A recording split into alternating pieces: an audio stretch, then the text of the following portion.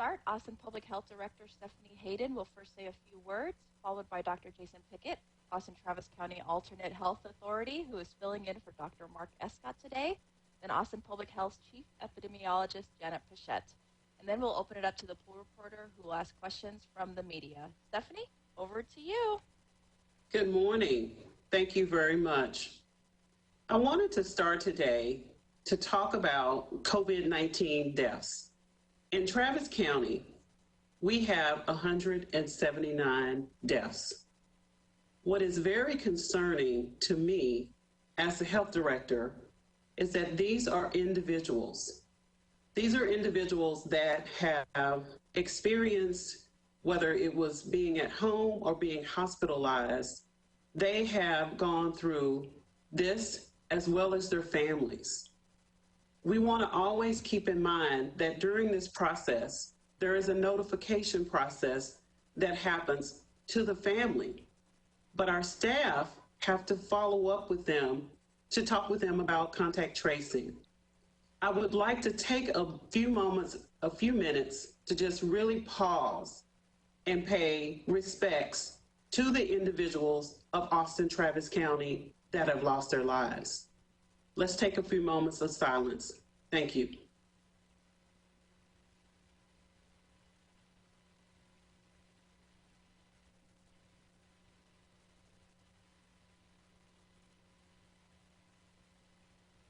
Thank you for that opportunity. We want to talk about personal responsibility today.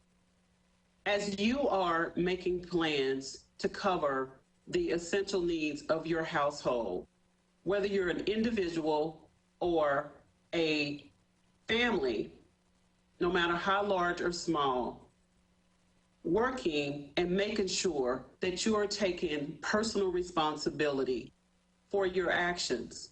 But also, if you are a parent or caregiver, making sure that you are also being an influence, a positive influence. As we look at this response of COVID-19, Austin Public Health and all of the city and county and all of the hospital staff and everyone that is working in this space, we need you to help us and take that personal responsibility. We are looking forward for you to be an ambassador. And we may not ever hear about what you've done in the community for your family, but just know it is going to help us to flatten the curve. We have stood up some community testing sites because it is important for us to have facilities where we are able to test in the community 3 days per week. At this time, I will turn it over to Dr. Jason Pickett. Director Hayden, thank you very much. And to echo what you've said here, it is the individual action by each person that helps to save lives and prevent the spread of this virus. It is not the testing or the contact tracing or the case investigation, but it is what we as individuals do to prevent the spread by wearing masks in public, by staying away from large groups of people, by washing our hands, by social distancing. It's those things that each and every one of us does every day that helps to slow the spread of this virus. We have a little glimmer of hope in this week's numbers where we've seen a slight leveling off of the hospitalization numbers. Where we were on a rapid increase, we've seen that plateau slightly just over the last few days. It is difficult to say if that is going to remain or if we are going to continue on this upward trend. The hospitals right now are stretched, and they are pulling staff in from hospitals in other areas and contract staffing to increase their capabilities. But right now, the hospitals are stretched with patients and looking for help from the state and from their other hospitals as well. We too are requesting those resources from the state on behalf of the hospitals, and we are also standing up our alternate care site, our field hospital, if you will, to help take some of that burden from the hospitals to help them to care for more patients, especially those who are critically ill. But I want to say that this leveling off is very early right now for us to tell if this is going to be a trend or if we're going to continue on the upward trend that we have been seeing over the past couple of weeks. We have looked at and now enacted an additional order as it relates to schools. And we have ordered that we not have in-person classes until at least September the 8th, and that includes athletics. And this is to protect our children and also to protect our teachers.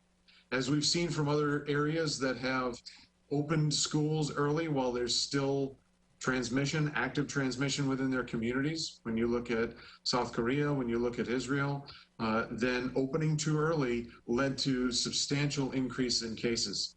And they had to dial things back again. We don't want to make that same mistake here in Austin. We want to learn from the experiences of others so that when we do open up, that we do not end up with another surge of cases, so we do not have to close back down again. With that, I would like to turn it over to Chief Epidemiologist Janet Pichette.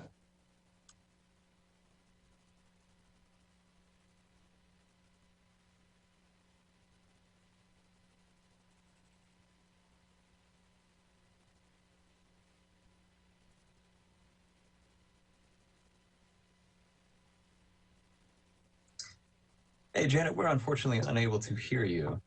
If you don't mind, can we...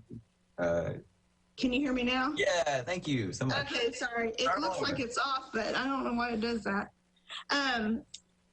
So I would just like to add that we are at a point right now where we are going to surpass 16,000 new cases today. And we are at a point in this response where we continue to receive an overwhelming number of cases new cases on a daily basis.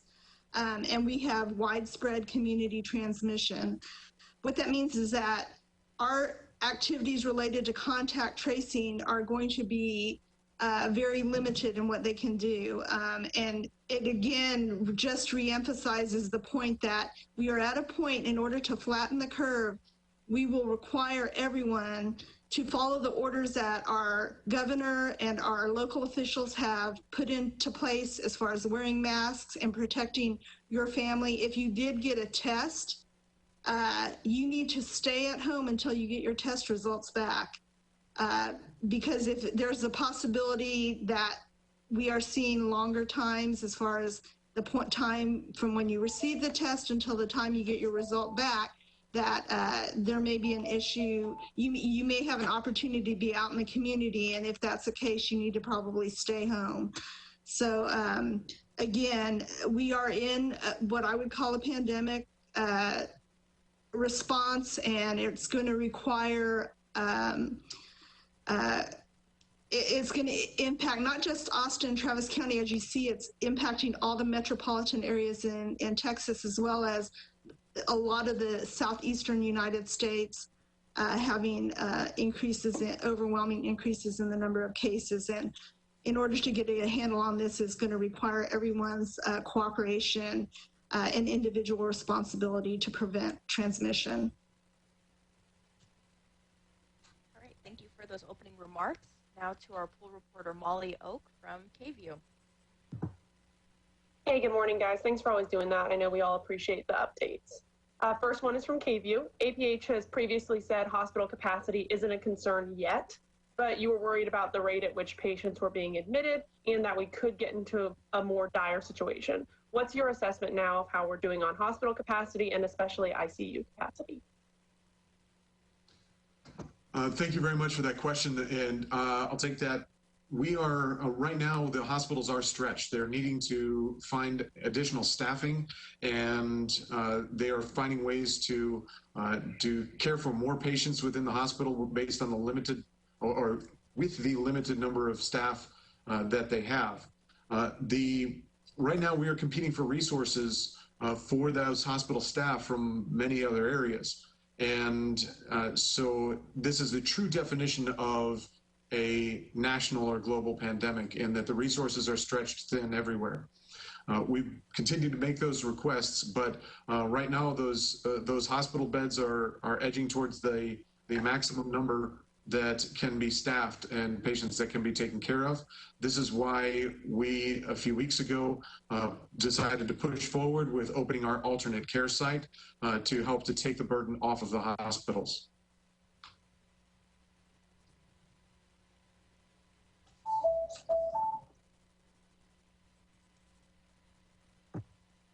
Okay, great, thank you. Next question is from KXAN.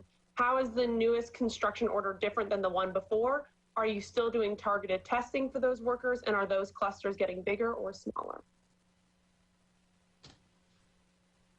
Currently with the new order, we are really giving specific information about the screening of employees, as well as ensuring the social distancing, cleaning the tools, but also making sure that if individuals are testing positive or have any symptoms, making sure that they are not working. We are continuing to test and do that targeted testing in the construction industry as well.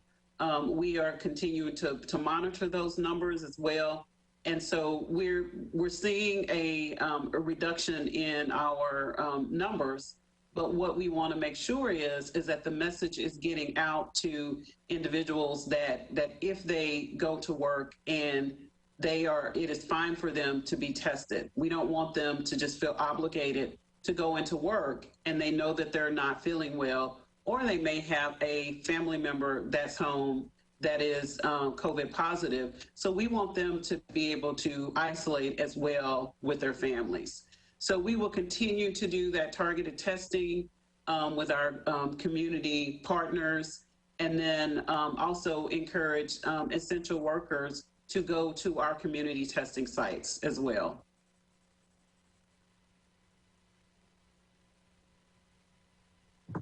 And next question is from Community Impact News. How involved were local school districts in the decision-making process to require virtual learning only until September 8th? Can you give us a sense of how often APH met with superintendents leading up to the decision and how those discussions went? We have met with superintendents throughout this process.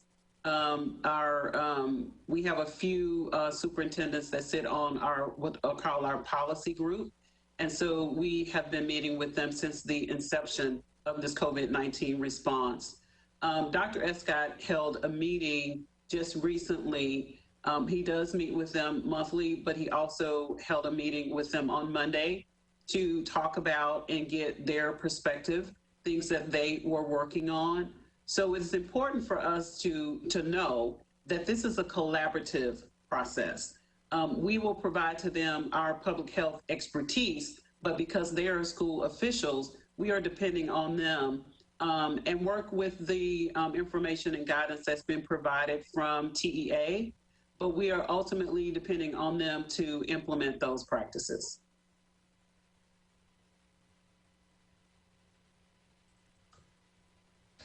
Yes, we've had representation from the school districts on our policy calls, as Director Hayden said.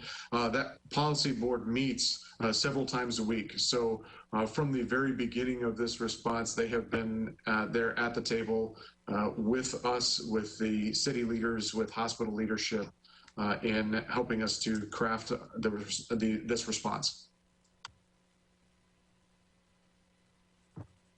All right, next question is from CBS Austin. If we're running short on staff at hospitals, how will staffing not also be limited at the Austin Convention Center as an alternate site? Will the alternate site also drain resources? We are competing for resources like not only our healthcare systems locally, but also healthcare systems in other areas. We are asking for resources from the state as well as from other states. We want to make sure that we're good neighbors, that the hospitals have adequate staff, that we are not taking resources from them to staff the alternate care sites, but it is a challenge. And I think that we are seeing challenges in the types of staff that we can source for those different environments. But we are in constant contact with the hospital systems, understanding their needs, and we want to make sure that we're not stepping on those requests, but in fact advocating for those requests from the hospitals to augment their staff.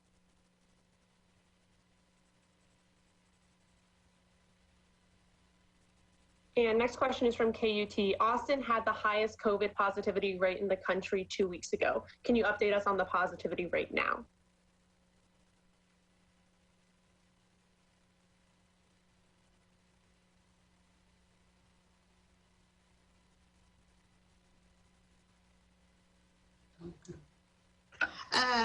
The best source of information regarding our local positivity rates will be from the Department of State Health Services. And the reason for that is because we have so many entities out in the community that are doing testing at the current time. It's hard for us to determine how many people have actually been tested in our community. We can calculate our positivity rate based on our specific testing, but we can't for other entities because we don't know the number of negatives that they've had reported back to them. So I would go to the Department of State Health Services for that information.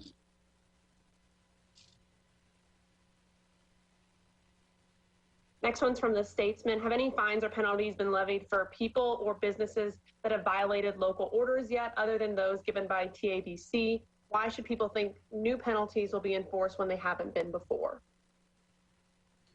The orders were recently passed last week at our council work session to put those in place. In addition to that, yesterday, the orders were posted yesterday. Prior to the orders being posted yesterday, internally, our staff met with city staff from across the city of Austin that work in enforcement areas, as well as our staff have met with the county staff. We are going to, as you know, a lot of the complaints are driven by the public. So when individuals will call 311 to report that in for compliance, we will have the ability to go to locations where we receive those reports, and we will be able to. Initially, our goal is to get voluntary compliance. That is our hope with everyone. And so we start at that place of voluntary compliance and work with them about how to implement those changes. In the event things are not implemented, we will move forward and provide a citation to them and take those individuals to court. So the process has been in place, and we have the approval from our city council to move forward in that space.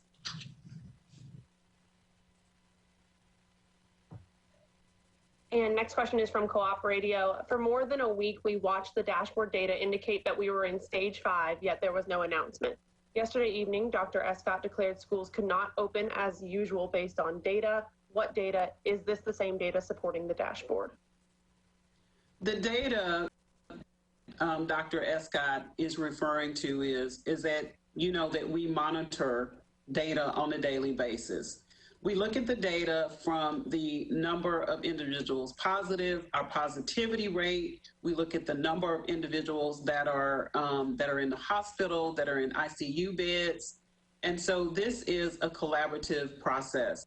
When we look at this particular zone, it's from cases from 70 to 123. And so as we meet with our health authority, as well as our individuals that are providing health care in our community and our elected officials, collaboratively, we make a decision about when to transition to the next level based upon every individual's data, as well as the modeling that has been provided. To add to what Director Hayden said, there are several factors that contribute to where we assess our stage to be currently.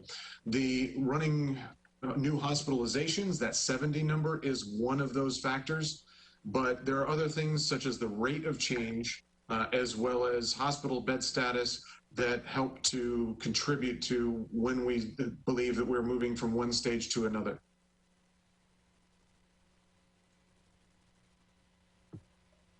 Next question is from Estonia. Are you expecting deaths to increase because of the recent surge, or are they leveling out? The data that we have currently with regards to deaths shows a recent significant increase in excess deaths, 23% above what is the expected number of deaths for this time of year. So with the recent surge in cases, we do expect to see a surge in deaths at the same time.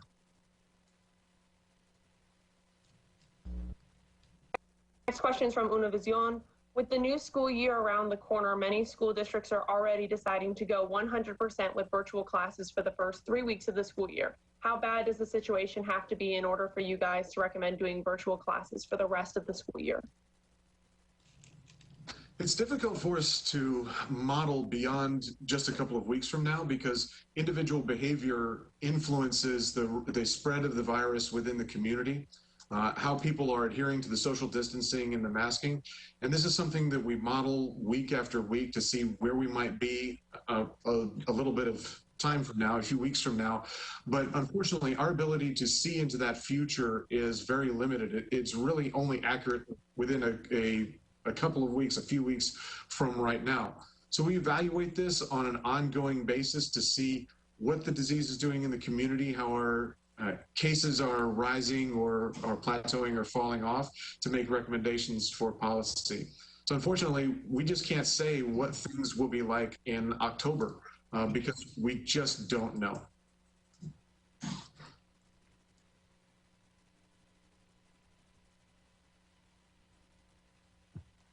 Next question is from Austin Business Journal.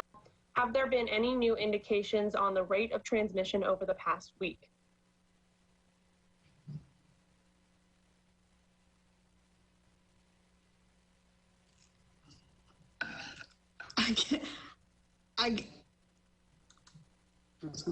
Am I on? Okay, I guess I'll answer that. I mean, the rate of transmission, obviously our case counts continue to increase, so I would venture to guess our rate of transmission is also increasing. Again, I think when we start seeing that the epidemiologic curve starting to flatten again, will show that transmission is reducing. That's why we are, asking every community member to be sure to make sure they're following orders as far as wearing their mask, social distancing, and practicing those prevention and hygiene activities to reduce transmission. Ideally, we would like to squash and flatten the curve where we can, and those are the activities that are going to make that happen. To add to what Janet is saying, we're hamstrung somewhat by the increase in turnaround time of the test results that we are getting. All of the labs in Texas are also stretched and overwhelmed, and so our test turnaround time, the amount of time it takes from obtaining the test to getting the result, has increased drastically. Because of that delay, then it's difficult for us to say where we are yesterday with regard to the test results in the community and the new cases within the community.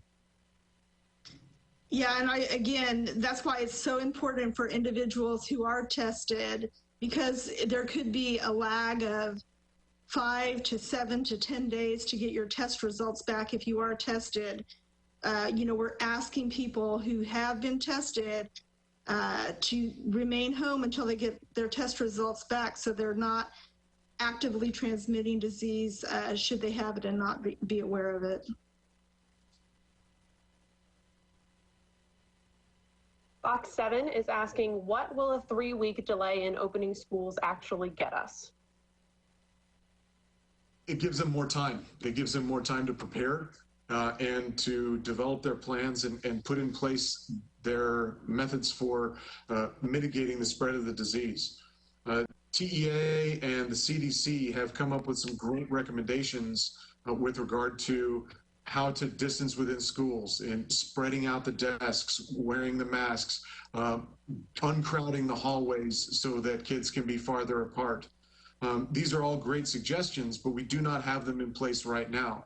And we cannot increase the physical footprint of the schools overnight. So it gives the schools the time to work on those plans, to continue to develop them, and to work with Austin Public Health in recommendations of how we can better keep our kids as well as our teachers and staff safe. This one's from Austin Politics Newsletter. Yesterday, Dr. Escott said that between 40 to 1,300 AISD students could die from COVID if schools reopen. But what numbers suggest that is realistic? The CDC reported on July 4th that of the first 100,000 COVID-19 deaths, only 179 were below the age of 25. The entire state of California still hasn't had a COVID-19 death below age 18.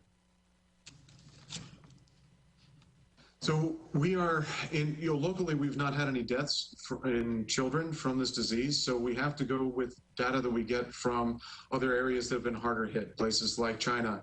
So what we see is that the death rate for children, or for those under the age of 19, is very low. But once you multiply those low numbers by the nearly 200,000 students that we have in Austin Travis County, then now you start to see a much larger increase. So from data from China, we estimate that the death rate in that age group is somewhere around 0.18%. That death rate may range from 0.03% to 1.02%. But again, once you multiply that by the numbers of students that we have, and if we assume, as we should, that not having any natural immunity to this virus, that 70% of our population is going to get this virus, then now we start to see those deaths stack up. And that's where those numbers come from. Okay, and then this last question is from KView. What is the status of the field hospital? Will that still be used? And if so, at what point would it start accepting patients? Our planned go live date for that hospital is July the 21st. So next Tuesday, I think. And when they start taking patients, that's largely up to the hospitals when they feel they can start, they need to start offloading patients. The emphasis with the alternate care site is that we're taking care of patients with lower acuity disease, what would be referred to as a med-surg level acuity. So that's like your garden variety hospital bed level acuity. We're not planning to run an ICU in the convention center. We don't think that that's practical, and folks who are critically ill that need that level of care are best served in the hospitals where the quality of that care will be the best. So it's, as I mentioned before, the hospitalizations, the hospitalization numbers have leveled off for the past few days. So I don't know if we're going to take patients from the hospitals on day one of the alternate care site being open, but I know that we will be ready to do so.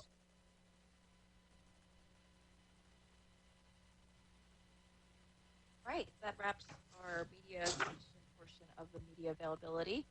Before we wrap, would you all like to give any closing remarks? Let's start with you, Janet. I would like to start with just a reminder about personal responsibility.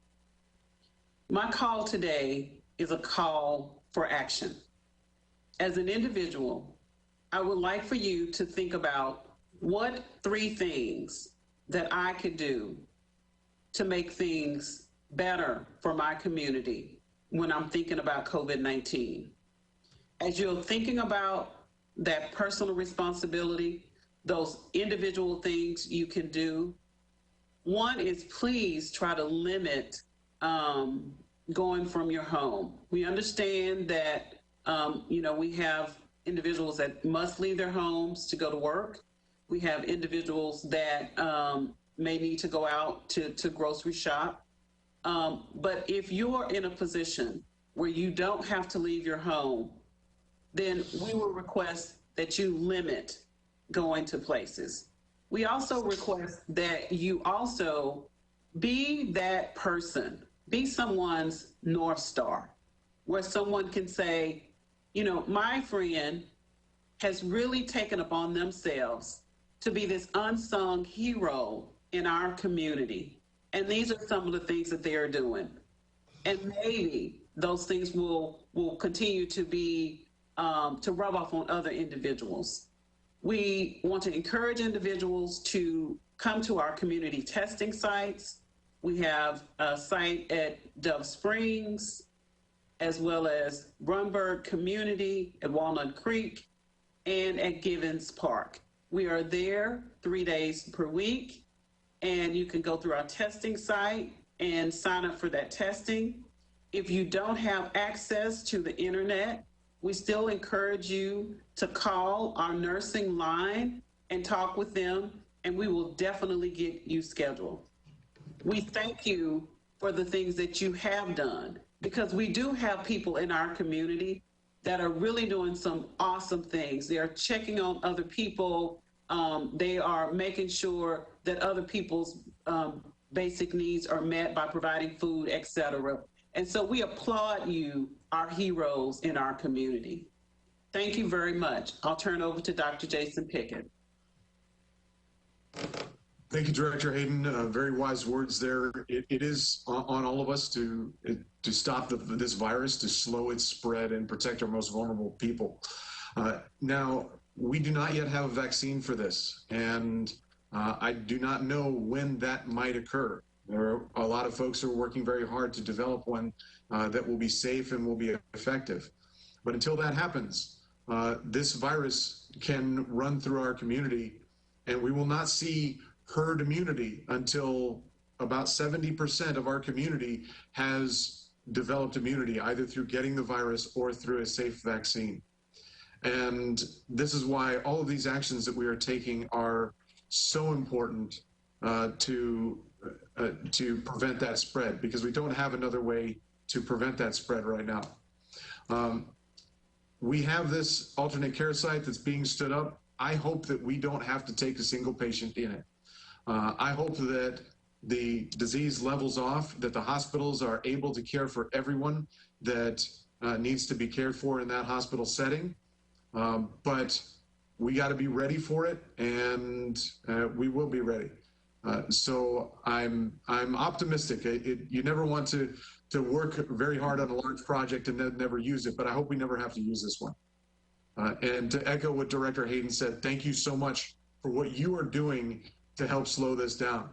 We saw early on when we had the stay-at-home orders, the stay home, stay safe, and stay home, work safe orders, we saw us flatten that curve. We saw that what we do works by staying home, by staying away from other people. And that was because of what you have done to help in this effort. So it's a long effort. Please keep at it. And please help your friends, your neighbors, your family by slowing this spread. Thank you. I'd just like to remind everybody, the public health workforce has been at this fight since January. Early on, we were monitoring people who were returning from countries that had COVID and had them quarantined, and we're monitoring them twice a day. It then became our fight to begin trying to control the spread of disease in those people who actually developed illness. I just want to remind everybody, this is not just our fight, this is the community's fight. And we are at a point now where we need to come together as a community and fight and flatten the curve once again. As Dr. Pickett said, you know, we were doing well during the shelter-in-place order, and I think we can get back there if everybody fights together. So I appreciate everybody's efforts and wearing their masks, staying home if they're sick, and you know, trying to minimize the spread of the transmission related to this illness. Thank you. Thank you, everyone. That concludes our media availability for today. Thank you to APH Director Stephanie Hayden, Dr. Jason Pickett for filling in, epidemiologist Janet Pichette, and the poll reporter for joining us today. Thank you, everyone.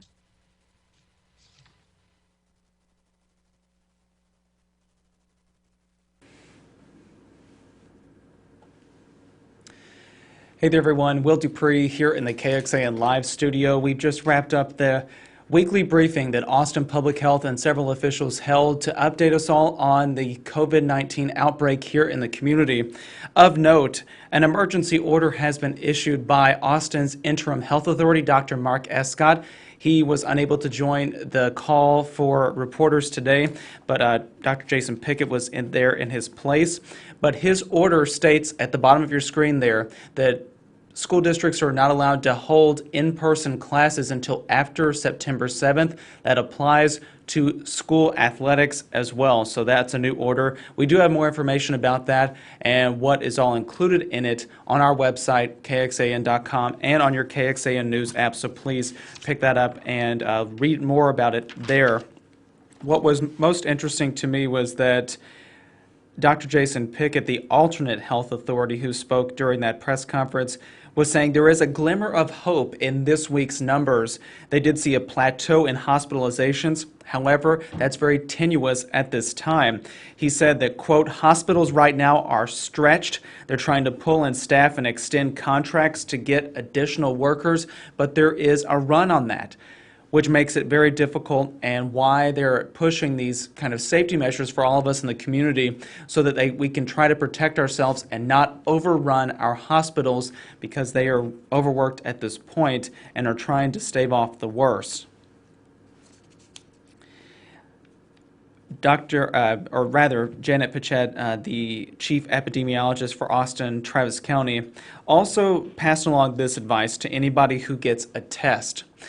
She is saying that if you have gotten a test, you need to wait at home until those results come back. The downside with that is that they are seeing such a lag that is extending and a delay that is extending for results coming back, anywhere from 5 to 7, even 10 days in some cases to get results, which is a shame, most definitely. But the reason why to do that, to stay at home while awaiting your test results, is that if you're going out and about, you may not experience symptoms, but you may actually be sick, and you could infect other people with the disease, causing even more spread and potentially affect someone in a very negative way, even leading to their death. That's why those precautions are necessary and why the health experts keep repeating them, and that's why we also share them, because it's that important. I'm going back over my notes just to make sure we're touching on everything they said a few moments ago. What I also thought was of interest is that Stephanie Hayden, the director for Austin Public Health, ended her remarks by saying that we all need to take responsibility for our actions, and there is a call to do that. So what she said, and I thought this was pretty a good point to make, is that we should be someone's North Star. Our activities should model what others look to us to do, to practice responsibility and safe social distancing, hand washing, mask wearing, all of those things.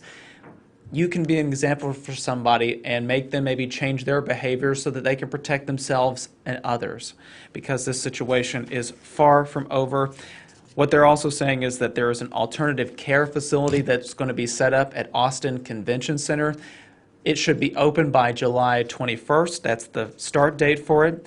What they are hoping is that they'll never have to use it, and they're not planning to use it as an intensive care unit. That space will be for hospitals that could potentially get overrun. This convention center, this alternative care site, will take care of those low care patients, and again, they're hoping that they won't have to use that.